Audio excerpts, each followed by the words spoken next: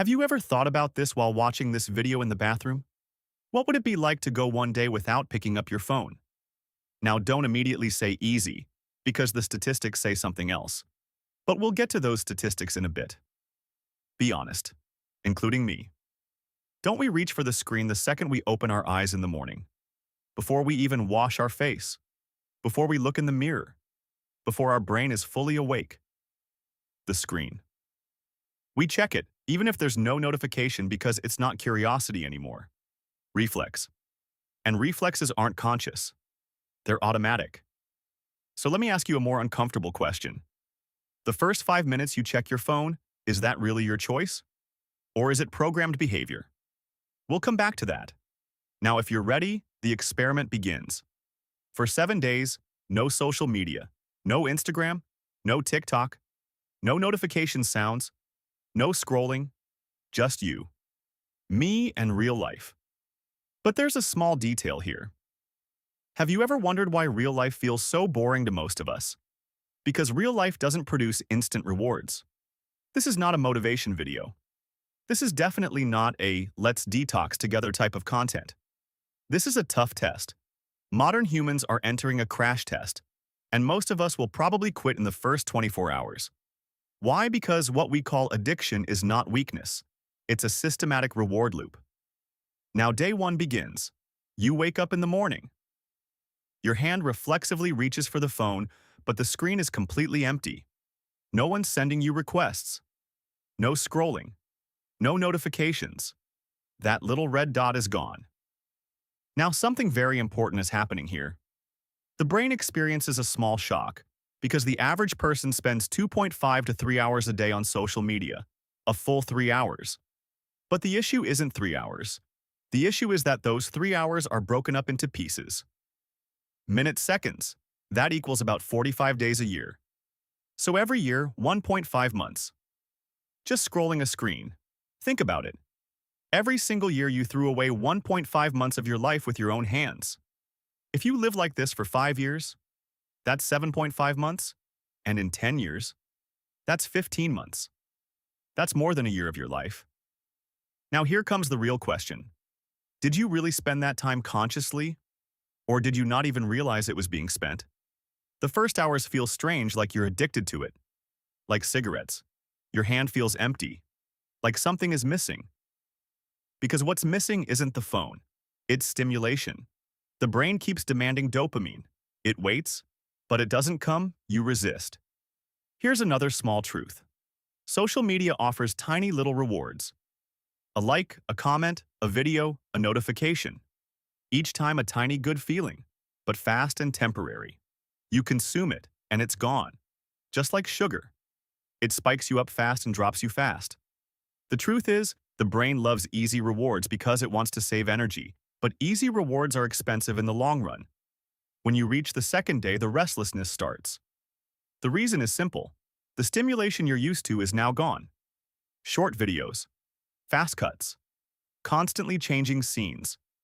Your brain now finds normal pace. Slow. Research shows attention spans have seriously dropped. Clearly compared to the early 2000s. But there's something even more critical here. As attention span drops, patience drops. As patience drops, your capacity for deep work decreases. As deep work decreases, your chances of long-term success drop. So this isn't just about social media, it's about your future. A constantly stimulated brain starts finding calm, boring. And that's where the real danger hits. Because when you're left alone with silence, you want to escape. But what you're escaping isn't the phone, it's your own thoughts. Now, day 3, something interesting happens. Time increases. It really does. If you don't scroll 3 hours a day, you gain 21 hours a week. A massive 21 hours. But in the first days, you won't use those 21 hours efficiently, because facing emptiness is uncomfortable. Emptiness is scary, because there are no distractions there, and most people don't use the phone to fill space, they use it to escape. Now ask yourself, are you really busy or just distracted? The answer to that question determines the direction of your life. We've reached day 4. Mental clarity begins. You start thinking clearly. Since there are no notifications, your focus isn't interrupted. When you're doing a task, you're actually doing that task.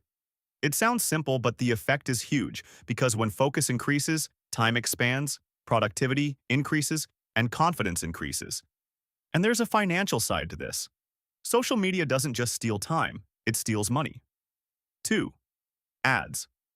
Influencer recommendations, discount notifications. They all trigger the urge to buy.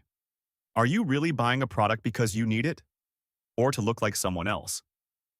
That question is uncomfortable. But it's ice-cold reality. We're on day 5. Comparison decreases. Because on social media, everyone shares their best moments. No one shares their debt. No one shares their anxiety. No one explains their failures in detail, but you see all of it. And subconsciously, a silent competition begins. And that competition is expensive. A better phone, better clothes, a better life. According to who, by whose standard? When social media is off, that voice gets quieter. And interestingly, the urge to spend decreases too. Welcome to day 6. The crisis is over now. The phone becomes a tool, not for notifications, but for necessity. And something becomes clear here. The problem isn't social media itself, it's who has the control. Don't underestimate that sentence, remember it, because in the modern world, the most valuable thing is no longer time, it's attention. Whoever controls your attention controls your life. Day 7 and the end. We look at the results. 21 hours a week. About 1,000 hours a year. 1,000 hours. That's 40 full days. For 40 days, you could learn something. You could start a business. You could build a body. You could learn a language, but instead, what were we doing? Scrolling. This is not a moral issue. It's an economic issue. Time economy. Attention. Economy. Dopamine economy. Now here's the real question. Can you last 7 days? Maybe you can. But that's not the real question. The real question is, who's in control? Are you using the phone, or is it using you? Modern humans' biggest weakness is comfort. Their biggest strength is discipline. The experiment showed this: life doesn't change dramatically, but small improvements happen. And economics teaches us this. Small differences, in the long run, create big results.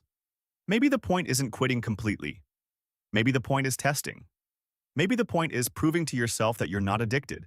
Because in the modern world, the most valuable currency is no longer the dollar. It's attention. And where you spend your attention determines where your life goes.